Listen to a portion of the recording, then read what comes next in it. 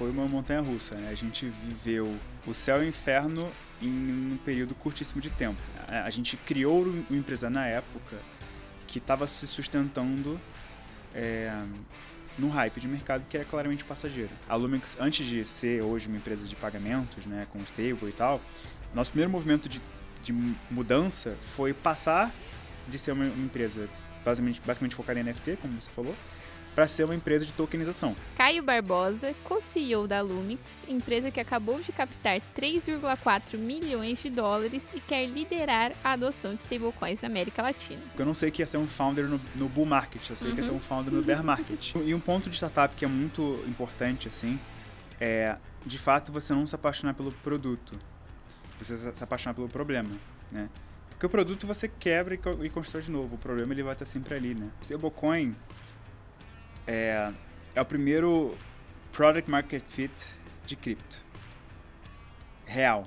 Ei pessoal, antes de começar o podcast, eu tô passando aqui para você lembrar de curtir esse vídeo e se inscrever no nosso canal. Sejam bem-vindos a mais uma edição do Future of Money, o nosso podcast semanal aqui na Exame, patrocinado pela Mint e pela Sicredi. Eu sou a Mariana Maria, editora do Future of Money, e o meu convidado de hoje é especialíssimo, tá voltando aqui depois de muitos anos, e é o Caio Barbosa, co-CEO da Lumix. Fala Mari, tudo bem? Feliz de estar aqui de novo, depois de ter lá 2 anos, não sei. Eu acho que já quase 3, hein? Quase 3, né? Não, uma eternidade já. Mas legal. Pessoal, sou o Caio, eu sou fundador e co-CEO da Lumix. A gente é uma empresa que fornece infraestrutura de pagamentos internacionais. Em nosso caso, a gente faz isso através de stablecoins, muito com foco em otimizar o tempo de liquidação entre esses pagamentos em diferentes países e, obviamente, otimizar os custos, né, que hoje são bastante elevados no modelo tradicional. Então, a gente está no mercado, como a gente vai falar aqui, né, desde 2022, não necessariamente começamos fazendo o que fazemos hoje. Então, a gente aprendeu bastante ao longo desses 3 anos e meio, que a gente está na estrada. Então, bastante coisa legal para contar aí.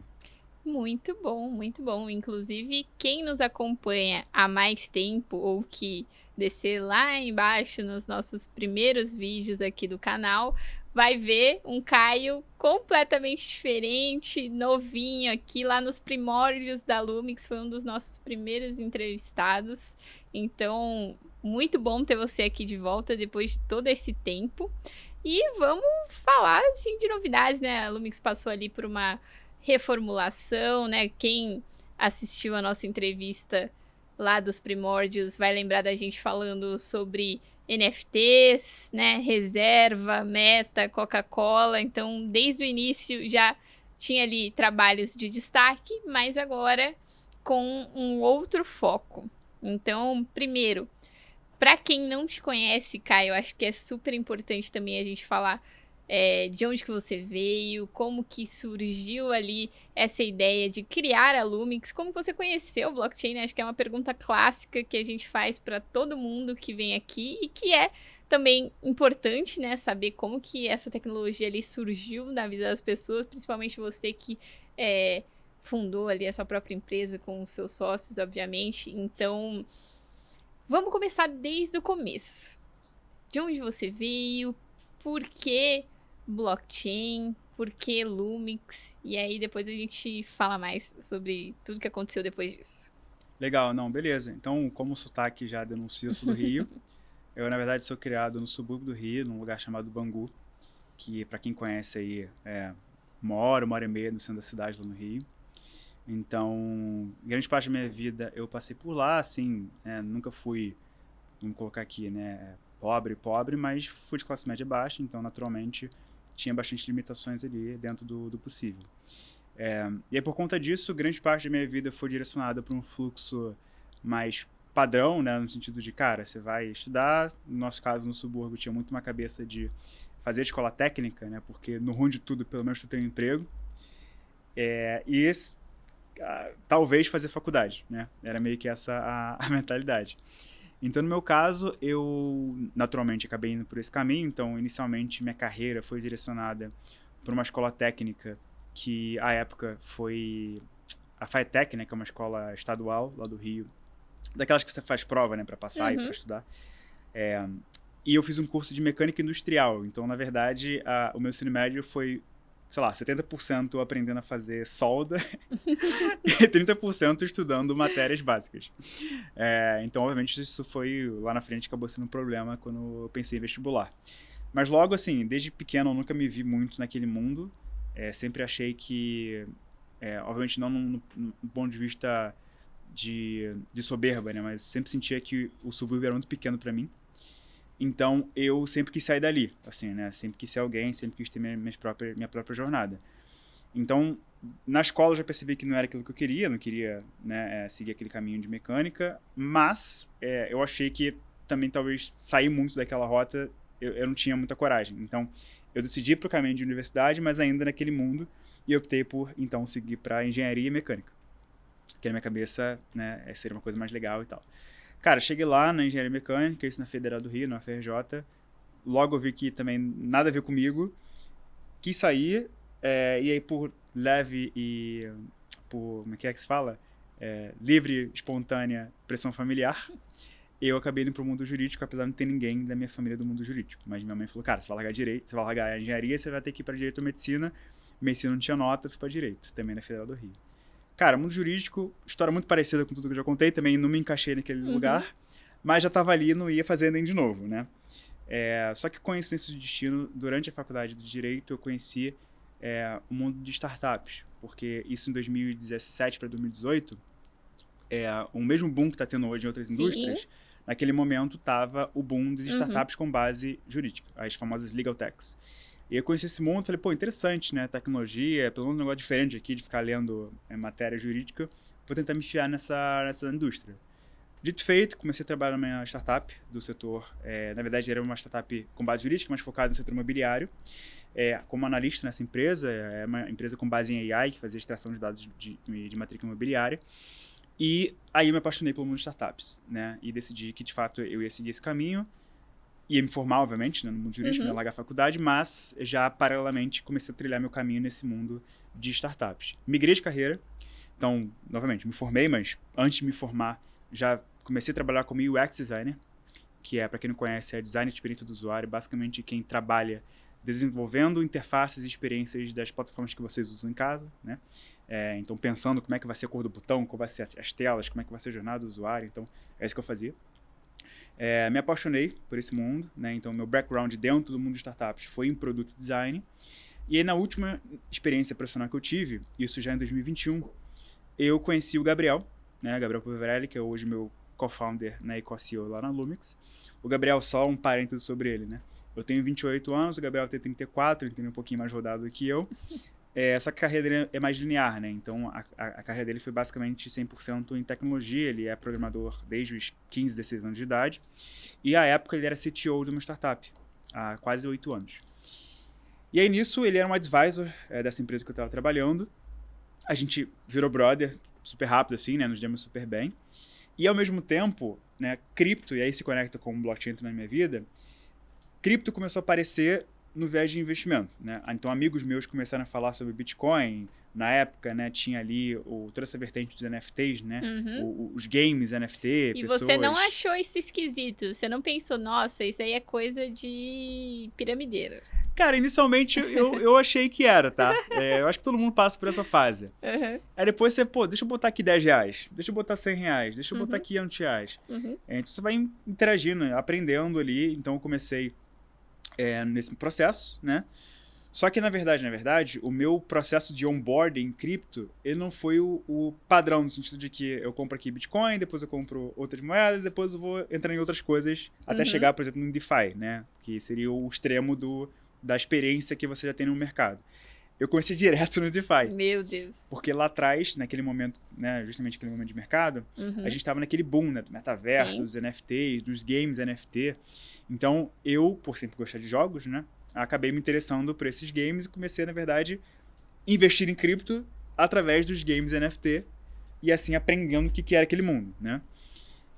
E logo eu percebi que, pô, beleza, interessante. Não só dá pra, enfim, ganhar dinheiro, né, do ponto de vista mais de trading e tal, mas tem toda uma tecnologia aqui por trás que está viabilizando essas empresas criarem produtos e serviços em cima do negócio que antes não era possível. E aí, isso começou a despertar, né, na minha cabeça, cara, quero criar alguma coisa nesse mercado, quero fazer alguma coisa, quero fazer alguma coisa. Como eu falei, eu sempre quis ser alguém na vida, né, no sentido mais idealista da coisa, e eu via como empreender, né, a principal forma de eu conseguir atingir meus objetivos.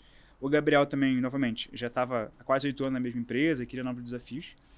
E, para culminar nisso tudo, a gente percebeu que naquele momento o Brasil começou a falar muito mais sobre cripto/blockchain como tecnologia. Então começou ali uma demanda forte de empresas querendo usar essa tecnologia nos seus negócios, ainda que, enfim, hoje a gente perceba que a utilidade não se provou, né, tão grande, mas naquele momento foi uma demanda de mercado que a gente percebeu. E aí, na virada de 21 para 22, em 14 de janeiro de 22, a Lumix nasce. Inicialmente, a nossa tese lá atrás, né, era ser o que a gente chamava de blockchain as a service, né? Então a gente tinha uma tecnologia, white label, para que empresas de N setores diferentes pudessem usar blockchain em seus negócios para criar produtos e serviços em cima disso. Então a gente não tinha um produto específico, a gente tinha como se fosse um esqueleto, que qualquer empresa podia pegar esse esqueleto e customizar para sua realidade. E pela natureza do mercado naquela época, o principal caso de uso disso foi a tokenização, né, os NFTs, né, na época, olhando ali muito para um viés de engajamento, fidelidade e tudo mais. Né? Então teve uma onda grande, né, de clubes de fidelidade em NFT e tal. E vocês já começaram com os 2 pés na porta, né? Porque justamente eu lembro que da outra vez que vocês vieram pra cá, justamente o que chamou a nossa atenção, nossa, a gente precisa chamar esse cara aqui pra gente conversar com ele e entender o que tá acontecendo, era os projetos que vocês faziam já, assim, desde o começo, quando o NFT começou a ser uma coisa no Brasil, vocês já tinham lá Reserva, Meta, Coca-Cola, então, nomes grandes interessados nisso, né? Como é que foi isso pra vocês? Cara, foi muito louco, tá? Porque, falando de historinha em timeline aqui, como eu falei, 14 de janeiro a Lumix nasce.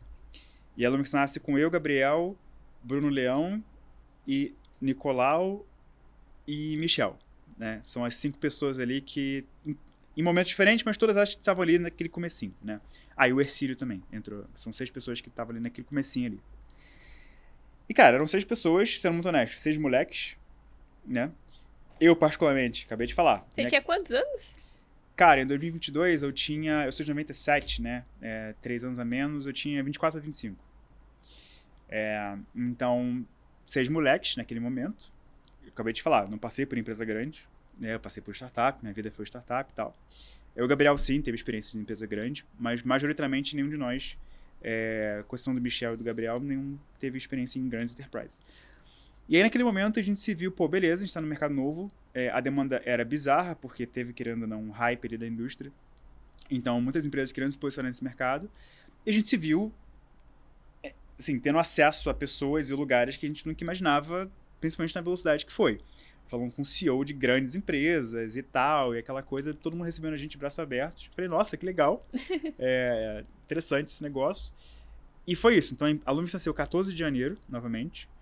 O projeto com a Reserva, que foi o nosso primeiro projeto à época, né, com uma empresa, ele sai, salvo engano, no fim de fevereiro.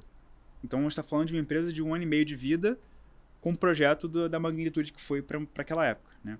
Então, foi muito rápido. E depois desse, aí a gente começou a empilhar vários projetos, como você falou, né, com Coca-Cola, com Meta, com Ambev, com várias grandes empresas. Nestlé também teve naquele mesmo ano. Então, foi uma loucura. Foi muito rápido. Grandes aprendizagens naquele momento, abriu muitas portas pra gente, que inclusive até hoje, né, são positivos, porque não só por essas mesmas empresas que a gente conversou, mas porque as pessoas saem, vão para outro lugar e, pô, você cria um relacionamento, então acabou sendo muito positivo mesmo hoje que o nosso business é completamente diferente. Mas o principal aprendizado, na verdade, foi que aquilo que a gente fazia não ia dar muito em nada. Era isso que eu ia perguntar agora, porque... E, inclusive, é interessante quem quiser assistir o nosso outro papo também, porque era em um outro momento do mercado, outras coisas que a gente estava falando naquele momento, porque é isso.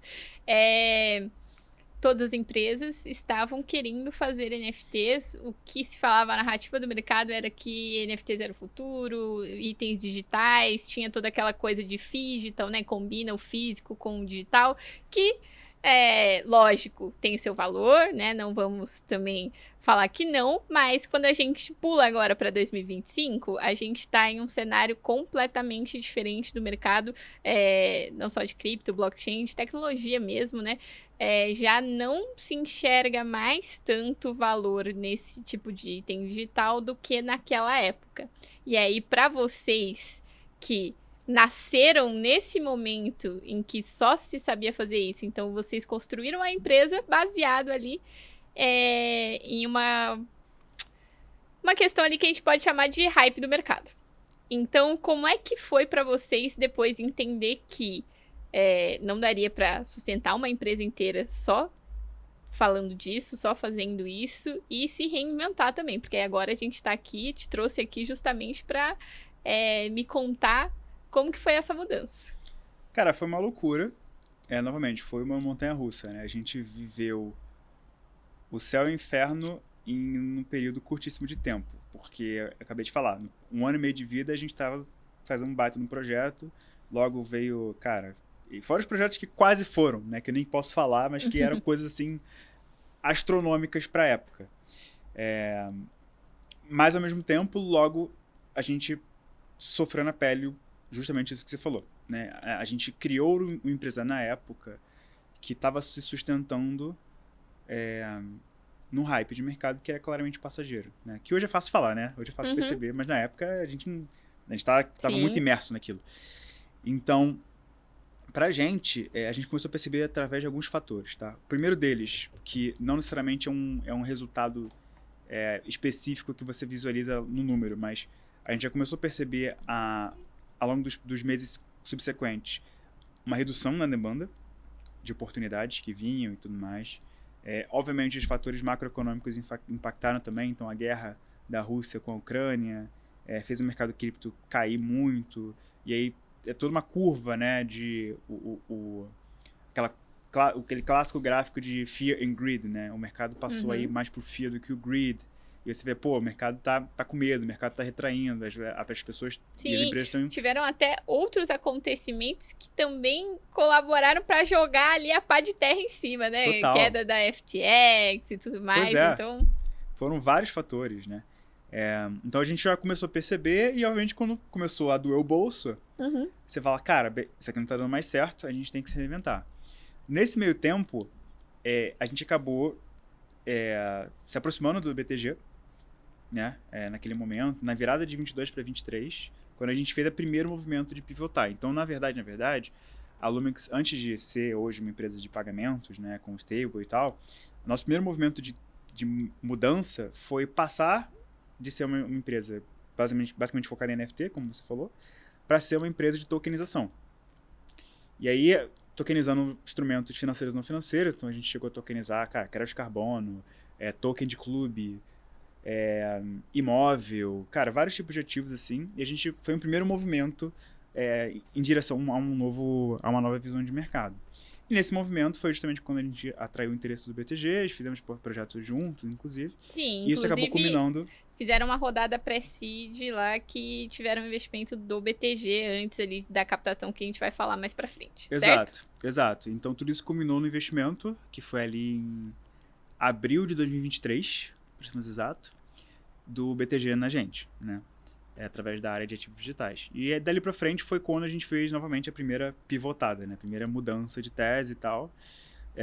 Cara, novamente, foi um baita aprendizado. A gente também, novamente, viveu um pouco desse lance de céu e inferno, porque também como o NFT em 22, tokenização e Drex e tal, né? 23 foi muito forte, né? Então todo o mercado só se falava de Drex, tokenização futuro, aquela coisa.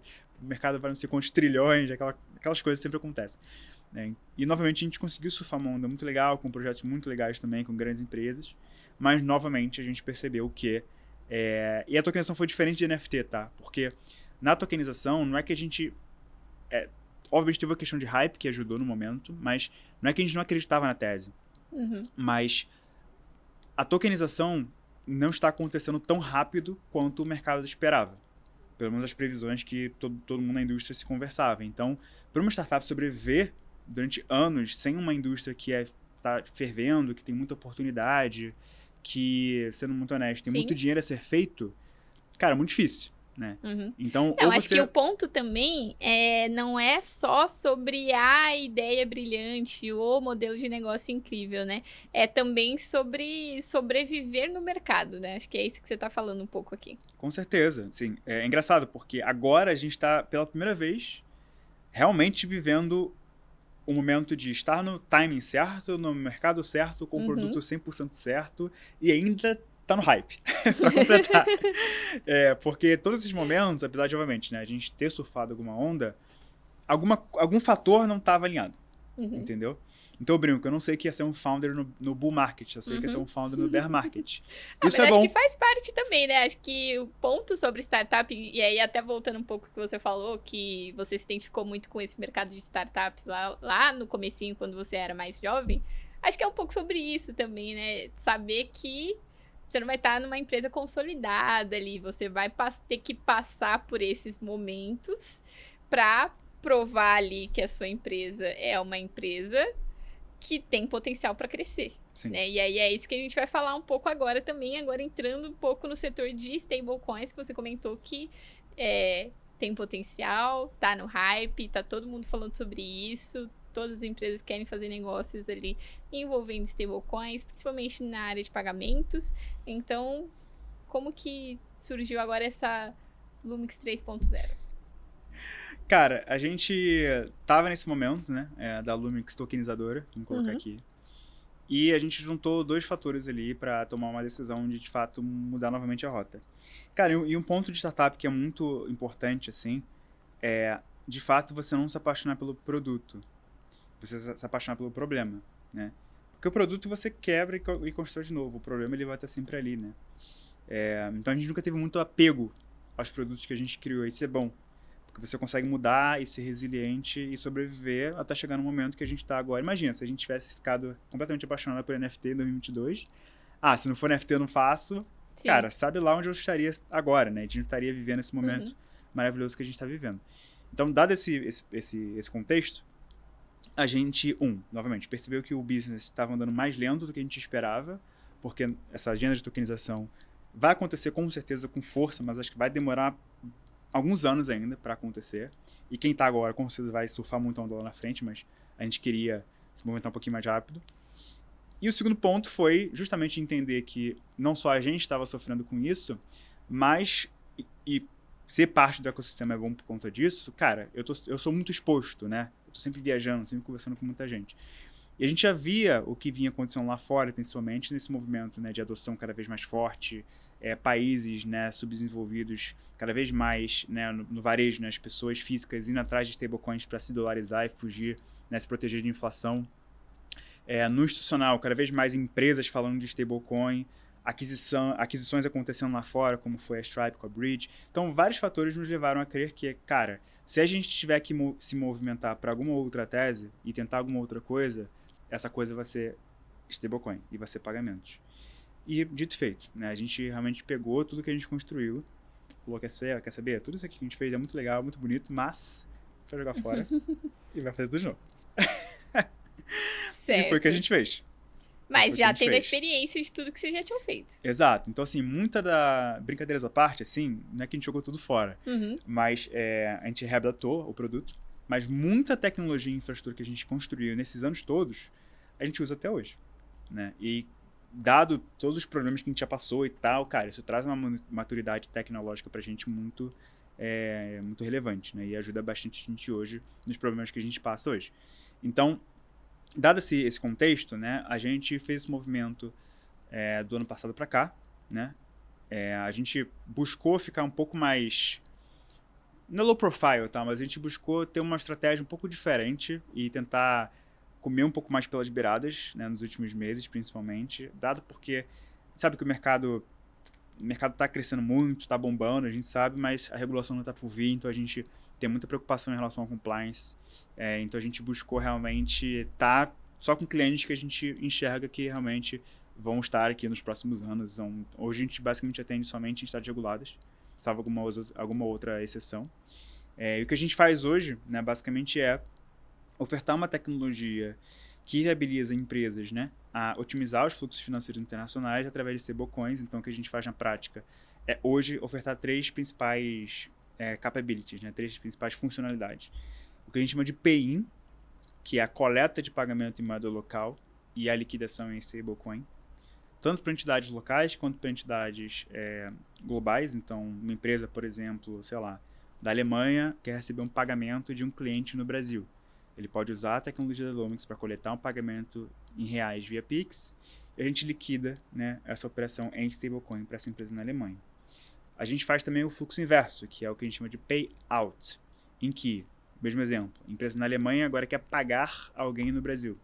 Ele pode fazer o funding dessa operação via stablecoin e a gente liquida em reais aqui para o cliente, parceiro, fornecedor. E a gente tem um terceiro building block, que a gente chama de stablecoin banking, que é a soma de uma infraestrutura de carteira digital com uma infraestrutura de contas virtuais para viabilizar com que as pessoas e empresas possam receber e enviar stablecoins e ter contas bancárias em seu nome em várias moedas. Então, somando esses três building blocks, a gente consegue hoje viabilizar tanto empresas brasileiras quanto empresas em qualquer lugar do mundo a receber localmente e pagar globalmente. E ainda assim conseguir viabilizar ali a emissão, né, de carteiras únicas, com segregação de patrimônio e tudo mais, e contas virtuais em dólar e euro, né, para clientes finais. Então, basicamente é isso que a gente faz hoje. E combinando esses três fatores também, a gente consegue ofertar um conceito, né, que o mercado passou a chamar de stablecoin sandwich, que é o sanduíche de stablecoin, que basicamente esses dois exemplos que eu dei agora, né, eu coletei em reais, liquidei em stable, ou coletei em stable e liquidei em reais, ou qualquer outra moeda que esteja aqui nessa ponta. Só que o sanduíche é basicamente você fazer um pagamento que sai de uma moeda fiat e chega em outra moeda fiat, só que a stablecoin é o meio do campo, somente para otimizar o ponto de vista de tempo de liquidação e o custo.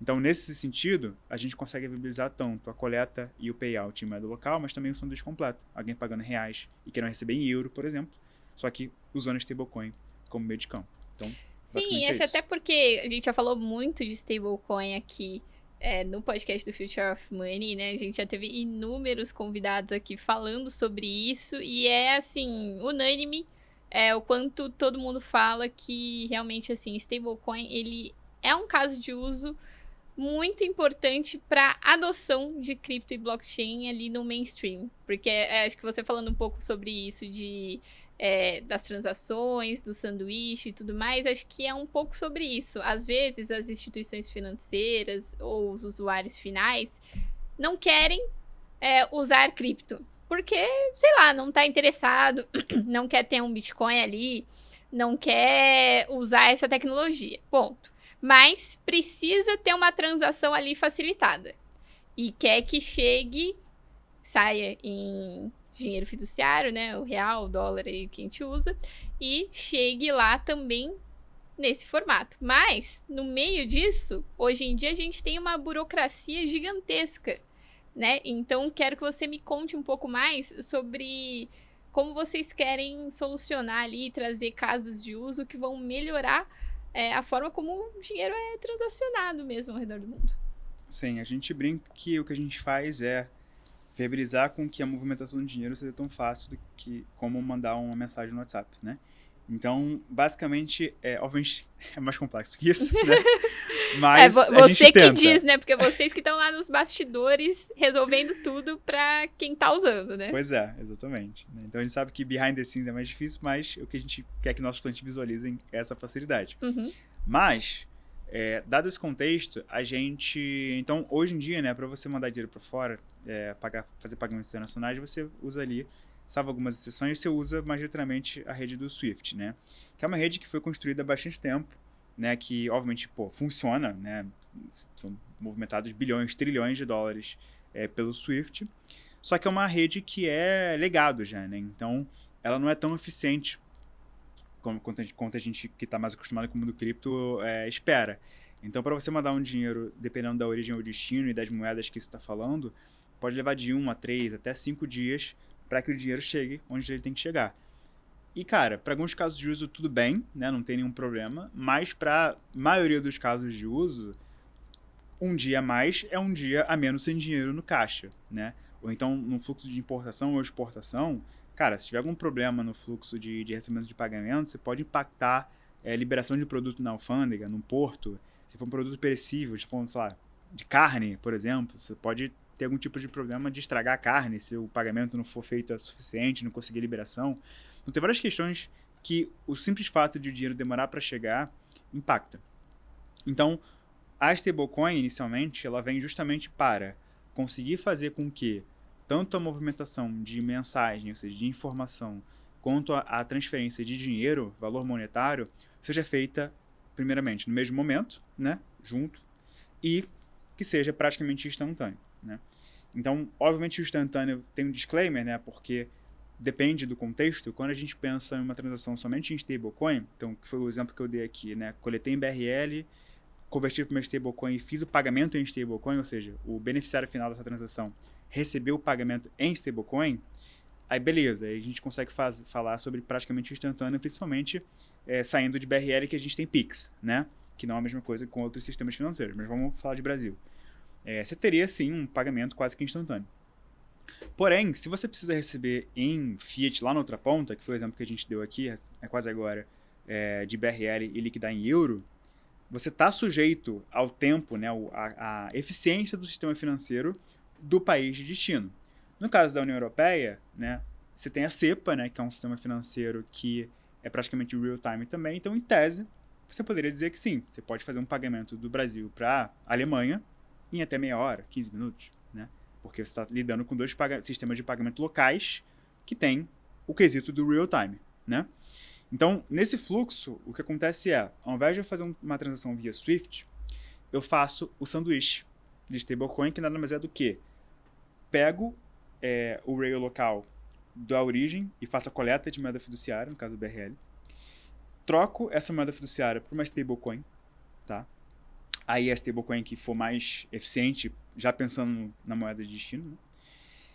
Depois eu pego essa stablecoin, converto novamente para a moeda de destino e uso o rail local, né, do país de destino para fazer o pagamento em fiat para a conta bancária do beneficiário final. E aí, com isso, eu encurto essa jornada de 1 a 5, a 3, 5 dias para meia hora, né? Uhum. Até um dia útil, dependendo de um país. Se for um país, por exemplo, no destino que tem um sistema bem eficiente de transação doméstica. Mas ainda assim é uma economia muito grande de tempo, né? E quando a gente pensa, por exemplo, tudo bem, é chato, mas se eu for mandar um dinheiro ali para um parente que mora fora do Brasil e tudo mais, e esse dinheiro demorar 5 dias para chegar, a não ser que esse parente esteja doente morrendo no hospital, tudo bem. É aceitável, assim, né? Não é legal, principalmente nós aqui no Brasil que estamos acostumados com a rapidez do Pix, né? E essa eficiência toda. É super chato, mas ninguém vai morrer por isso. Agora, quando a gente fala de grandes empresas que estão fazendo negócios ali milionários, como você falou, às vezes produtos perecíveis e tudo mais, esse é um caso de uso muito grande. E aí entra a minha próxima pergunta para você, que é a pergunta que não quer calar.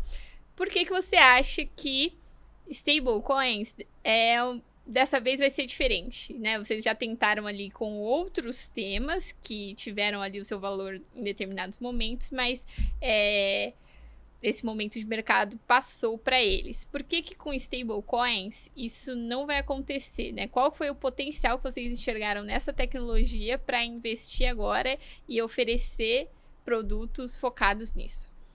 Legal, porque stablecoin é o primeiro product market fit de cripto. Real. Porque é muito fácil explicar o benefício, é muito óbvio o benefício, e é uma coisa que já está enraizada culturalmente, inclusive, né, em economias diversas mundo afora. Então, quando a gente pensa no varejo, né, pessoas físicas ali, stablecoin foram um dos principais motivos pelos quais pessoas puderam ter acesso a dólar. Quando anteriormente era mais difícil, ou até não fosse difícil, mas tinha muito controle governamental para ter acesso a dólar. E as pessoas, principalmente de países subdesenvolvidos, leia-se exemplos próximos nossos, né? Argentina, Bolívia e tudo mais, as pessoas querem se proteger da inflação e a melhor forma de se proteger da inflação é ter acesso a dólar. E a forma mais fácil de acessar dólar é você comprar uma stablecoin. Então, do ponto de vista de pessoas físicas, varejo E o caso de uso de stablecoin como mecanismo de proteção à inflação, na verdade, proteção de patrimônio, cara, já está validado, não, assim, na minha visão, there's no going back. Só que aí, beleza, eu acho que muita coisa em cripto, inclusive, vem pro varejo e fica no varejo.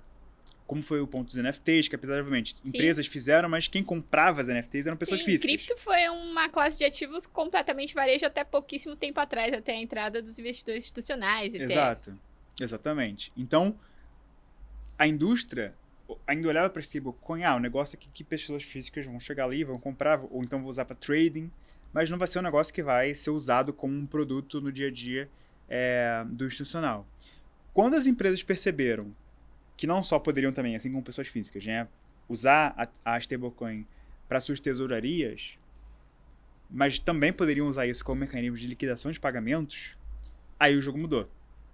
Então, inicialmente, o caminho de varejo, proteção à inflação, trading, retail totalmente, para inicialmente algumas empresas, opa, talvez eu também possa, eu uso aqui na minha pessoa física, eu tenho uma empresa, por que não uma empresa também comprar stablecoin e ter no caixa? E ter uma carteira, que eu possa eventualmente fazer alguns pagamentos, né, aproveitar que aqui, né, minha moeda caiu, então um fornecedor que eu pagaria, sei lá, $10, eu vou pagar $8 porque agora minha moeda caiu, logo o meu dinheiro vale mais. Pô, legal. Então, tesouraria de empresas já é legal. Pô, mas e se eu começar a usar esse negócio aqui para pagar meus fornecedores do mundo? Será que tem gente que aceita esse negócio no outro lado do mundo? Pô, tem aqui um cara em Hong Kong que tem uma carteira para pagar. Pô, se eu transferir para ele, chega o dinheiro? Ele aceita? Ele confirma aqui que a invoice foi paga e o contrato vai estar executado? Pô, funciona.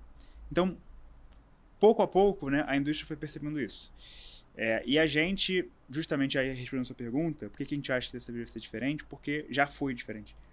Mesmo se a gente não fizer nada, já tem grandes bancos, grandes empresas atuando nesse setor e colocando como principal prioridade, né? Então a gente vê que é uma pauta, inclusive, política. Você vê aí os Estados Unidos, cara, regulando a indústria de stablecoins porque eles entendem que é a forma do dólar continuar a ser uma moeda dominante.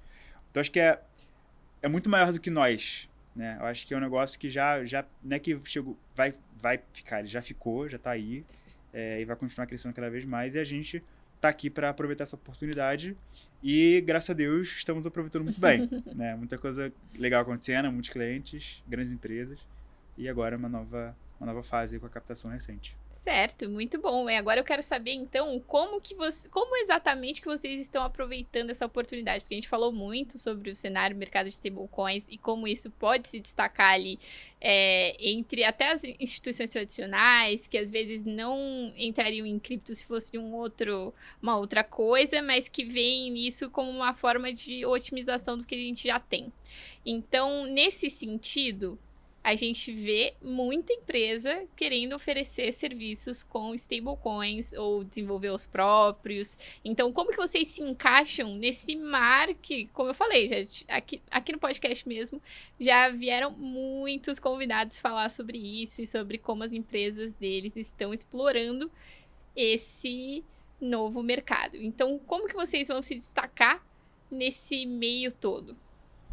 Boa. Eu acho que do nosso lado a gente tem alguns fatores que nos diferenciam bastante, assim, base a nível de visão do que hoje a nível de produto. A nível de produto também tem muita coisa diferente que a gente está construindo, mas pelo que a gente percebe, e novamente o lado positivo de estar aqui há 3 anos, quase, um pouco mais de 3 anos na verdade, é que a gente conhece todo mundo, né? Não só localmente, mas globalmente. E isso nos traz uma visão não só do que está acontecendo aqui, mas principalmente do que está acontecendo lá fora. Então, eu percebo que a gente tem visões muito diferentes de muita coisa. E isso acaba culminando a nível de solução e a nível de produto. Então, desde uma preocupação muito grande, muito maior, inclusive, do que outros pares no mercado local, principalmente, em relação à regulação e compliance, a gente tem isso como principal preocupação dentro da empresa, e parece meio óbvio, né? Pô, mas é claro que você vai se preocupar com regulação, né? Mas assim, uma coisa é você se preocupar com regulação, outra coisa é você enxergar isso como um diferencial competitivo e como uma solução que você pode ofertar para o mercado. Então isso a gente enxerga como, na verdade, core, né, do produto da operação. Segundo ponto, a gente, muito pelo nosso background, e muito eu e o Gabriel, principalmente, nosso background sem produto e design, a gente entende que a gente consegue traduzir muito bem muita coisa. Isso resulta em ter um produto que é extremamente fácil, apesar de ser um tema complexo, a gente hoje consegue ofertar um produto extremamente fácil de entender e principalmente fácil de integrar. E a gente recebe muito elogio em relação a isso. A gente fala, nossa, cara, melhor API que eu já vi no mercado. Cara, é a melhor plataforma que eu vi no mercado. Cara, extremamente fácil de entender. Cara, consegui integrar em menos de uma semana. Então, a gente vê que a gente tem um grande diferencial do ponto de vista técnico, mas principalmente do ponto de vista de product design. Muito pela visão que a gente tem e pela, novamente, a bagagem que a gente já construiu na indústria. Suas origens, né? E as origens, né, exatamente, do que eu fazia lá atrás também e tal. Então, eu acho que a gente tem uma questão realmente de produto, de branding, de construção de marca de produto muito diferente do mercado.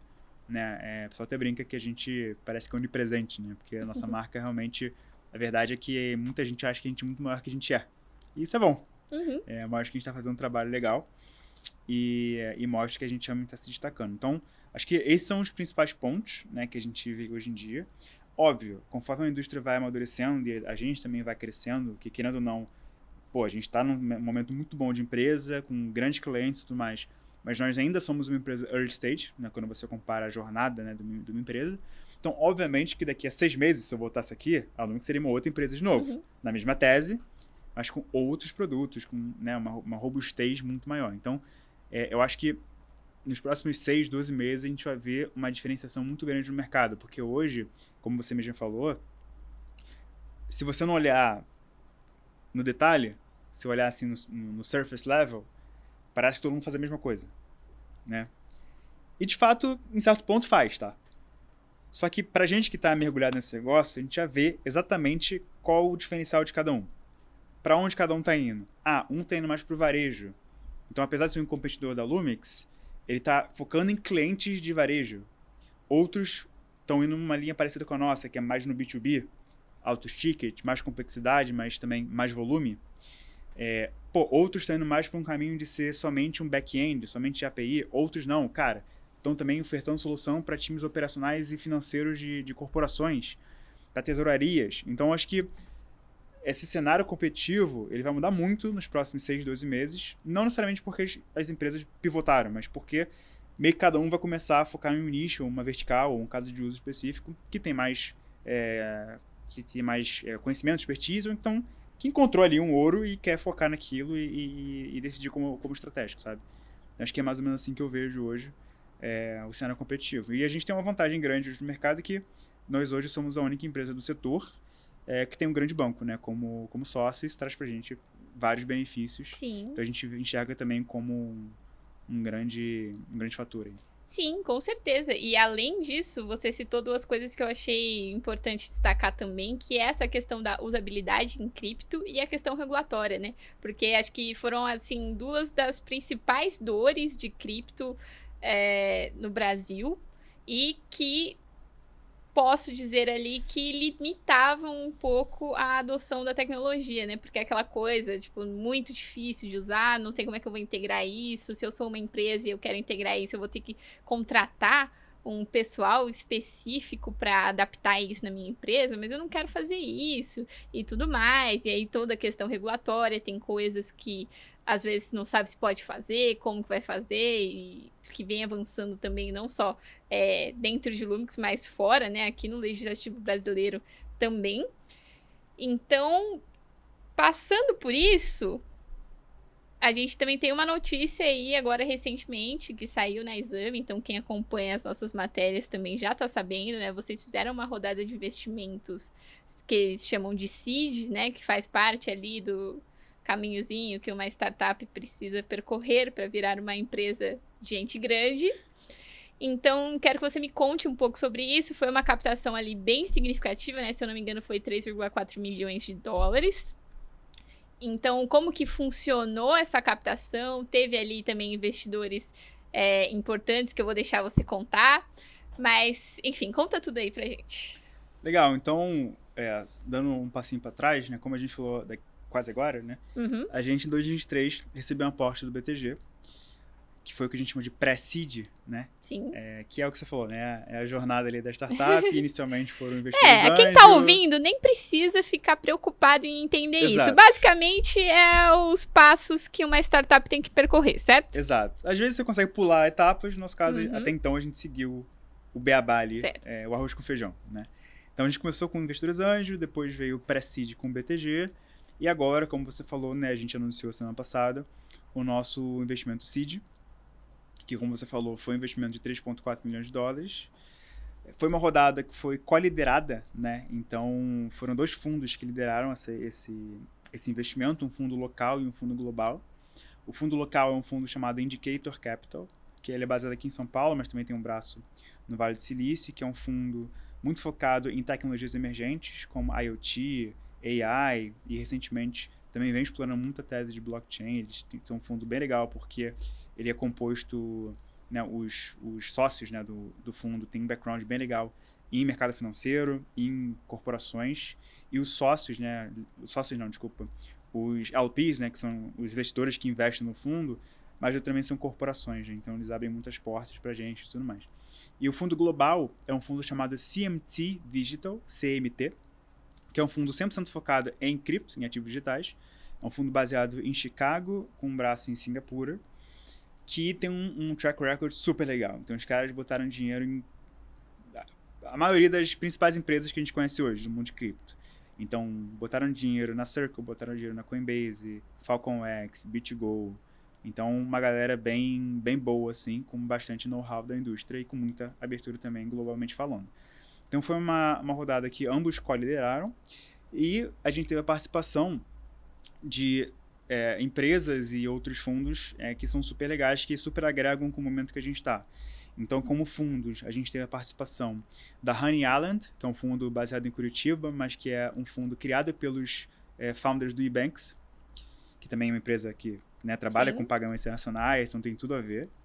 E a gente teve o envolvimento da Antler, né, que é um fundo, na verdade, o fundo brasileiro da Antler, porque ela tem um braço global, que é um fundo baseado em Singapura também, só que com um braço no Brasil, que tem muito foco também em fintech. E como parceiros estratégicos, a gente trouxe alguns nomes bem conhecidos na indústria, né? Entre eles a Bitso, né, que é uma corretora e agora também tem um braço muito forte em pagamentos internacionais, principalmente ali em outros países da Latam, ex-Brasil, né, então Colômbia, Argentina e México. A gente trouxe a Nomad, né, que é um neobank, né, uma conta global de dólar para brasileiros, que também tem tudo a ver, né, como você pode imaginar, tem coisinhas rolando ali. E a gente trouxe alguns investidores anjo também, né? Então, a gente trouxe o Carlos Souza e o Alan Schmidt, que são sócios da Logcomex, que é uma empresa de comércio exterior. E a gente trouxe 2 investidores gringos, que é o Chuck Okpalugo, que era o head de produto da Paxos, que também é uma empresa gigante nesse mundo de cripto, e o Josh Weiss, que é o head of sales da Utila, que é uma provider de infraestrutura de wallet, né? Muito parecida aí com empresas como Fireblocks e tudo mais, que também está como uma das principais da indústria. Então, a gente montou assim a máfia aqui, né, com empresas que não só, obviamente, fizeram um aporte financeiro, né, que é importante, mas principalmente estão trazendo o viés estratégico, né, que pra gente é o mais importante, né.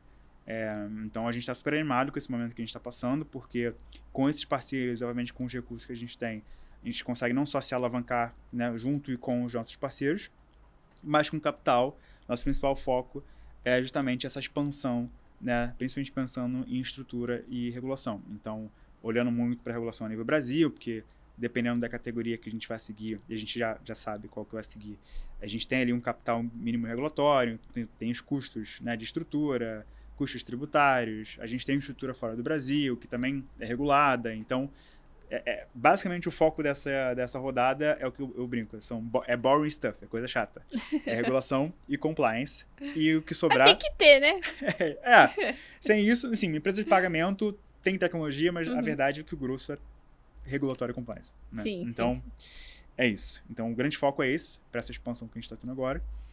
E, bom, estamos super animados aí. Muito bom, muito bom. E todos esses nomes que você falou pra mim, assim, né, formam um dream team ali. E aí, puxa também pra minha última pergunta, porque infelizmente a gente tá chegando no final do nosso tempo. E a nossa última pergunta é o clássico Momento Mint, que é a pergunta da patrocinadora, a Mint, plataforma cripto do BTG Pactual. E como você comentou que vocês são investidos pelo BTG e também citou vários outros nomes de investidores ali super importantes, empresas grandes, não posso deixar de perguntar sobre como você enxerga esse momento ali mais institucional de cripto. A gente tem o interesse ali das instituições vindo muito forte para cripto, que é algo que não tinha antes. Então, como que você enxerga isso, tendo contato ali direto com tantas empresas gigantescas ali? Olha, E é engraçado, né? Porque quando a gente falou no início da conversa, a gente teve um momento já em que, entre muitas aspas, o institucional estava em cripto, só que ainda, né, muito naquela cabeça de hype e tal. E agora o institucional entrou de cabeça mesmo, né? Então a gente vê BlackRock, JP Morgan, grandes bancos, grandes empresas de pagamento, corporações, todo mundo de alguma forma querendo fazer alguma coisa com stable em algum grau, né? Seja para tesouraria, seja para pagamento, seja para investimento, enfim, é uma infinidade de casos de uso. Então, para a gente, como empresa, obviamente é o melhor momento possível. Portas que não abriam para a gente estão mais do que abertas, estão escancaradas agora, né? É um ótimo momento, principalmente a nível Brasil, dado que a gente está na iminência aí da regulação, né? Então, para a gente tem sido muito positivo e eu acho que é um movimento realmente que mostra um pouco o que a gente estava conversando, que, assim, there's no going back, assim, na minha visão, a chavinha que era para ser virada já foi virada e agora não tem mais para como correr atrás, né? Então, eu acho que um ponto super interessante, inclusive, não só da adoção institucional, aí olhando para a stable, é a adoção institucional do ponto de vista de investimento mesmo, né? Então, novos veículos de investimento. Então, um grande vetor disso tem sido as DATs, né? Que são a Digital Asset Treasuries, essas empresas que têm como principal tese comprar cripto, né? Então, comprar Bitcoin, comprar Solana, enfim, seja qual for o ativo, que é interessantíssima, né? Eu acho que é um modelo que veio para ficar também, obviamente nem todas vão sobreviver, mas eu acho que é um modelo bem interessante que mostra um pouco de como você pode ser versátil, né, com cripto e encontrar novas formas de financiamento, enfim, de dar exposição a esse ativo que a gente tanto gosta aqui. Então, na minha visão é isso. Acho que eu pessoalmente estou super feliz, a gente como empresa está super feliz, a gente como investidor está super feliz, né? Bitcoin subindo, tudo subindo aí. Altos e baixos, mas no geral subindo. Então, acho que para todo mundo é bem positivo aí. Muito bom. Então é isso. Foi uma conversa muito boa. Muito bom ter você aqui sempre, né? Se quiser vir aqui todo ano, o Lumix mudar, vamos falar todo ano sobre a Lumix aqui. É sempre bem-vindo. E acho que foi um papo ali bem descontraído. Espero que quem esteja ouvindo também tenha gostado bastante. Mas é isso, né? Acho que não posso deixar de pedir para quem está ouvindo acompanhar as nossas matérias no site da Exame, seguir a gente nas redes sociais e se inscrever também no nosso canal. Quem quer entrar em contato com o Lumix também, como é que faz? Já deixa todos os contatos aí. Boa, Ana, primeiro agradecer de novo aí o convite. Cerca de quase 3 anos depois, né? Muita coisa mudou com certeza. Espero voltar aqui mais vezes. Sempre. E, enfim, sempre um prazer aqui estar com vocês. É só entrar no nosso site, lumix.io, lumx.io, ou então vem no meu LinkedIn, Caio Barbosa. Espero vocês por lá. Certo, muito bom. Então é isso. A gente vai ficando por aqui.